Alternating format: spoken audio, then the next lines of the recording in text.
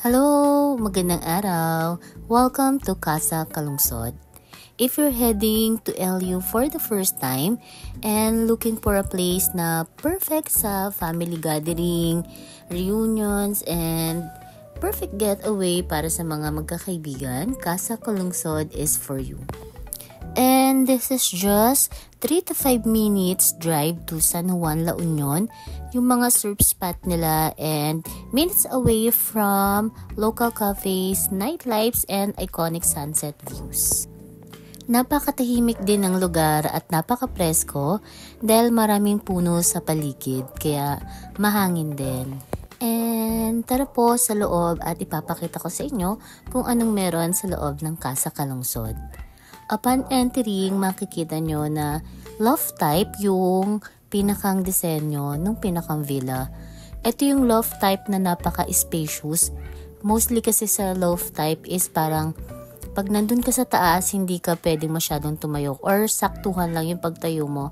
But dito sa Casa Kalungsod, and bukod sa spacious, well-ventilated din yung buong villa. And sa baba at sa taas, may sariling aircon. Dito sa taas is pwede kayo maglagay ng isa pang bed at yung mga parang teenage or medyo kabataan, much better na dito sa taas matulog dahil yung baba is napaka senior citizen friendly. As you can see, napaka-homey ng vibe, para ka lang talagang nasa bahay, feels like home, kumbaga.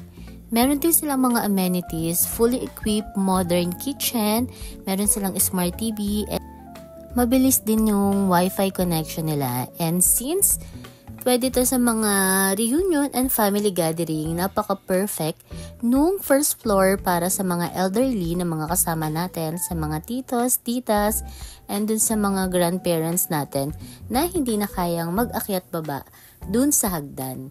Meron din itong pull-out bed na pwede nyong gamitin kung meron kayong mga babies, hindi kayo mag-aalala na baka malaglag sila pag nandun sila sa kama. Dahil napaka-spacious ng mga beds nila, napakalambot din at amoy malinis ang kanilang mga unan at kumot.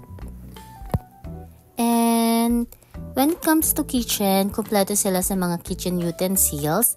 And katabi lang nito yung pinakang bathroom nila. Malakas yung tubig, malinis yung bathroom pagdating namin. And then may hot and cold shower. Yun lang naman yung kabuuan nung loob ng villa. So, ito naman yung labas. Napaka-accessible din dahil merong second door. Kung ayaw lumabas ng mga elderly natin, pwede nilang panuorin yung mga kamag-anak or yung mga apo nila na naliligo sa pool nang hindi na nila kailangan pang lumabas doon sa pinakang swimming pool or pinakang outdoor. And when it comes to price, you can check their Facebook account. Ito, ipopost ko. You can post na lang yung video para makita nyo yung pinakang Facebook page nila and dun kayo mag-message. Yun lang. Thank you!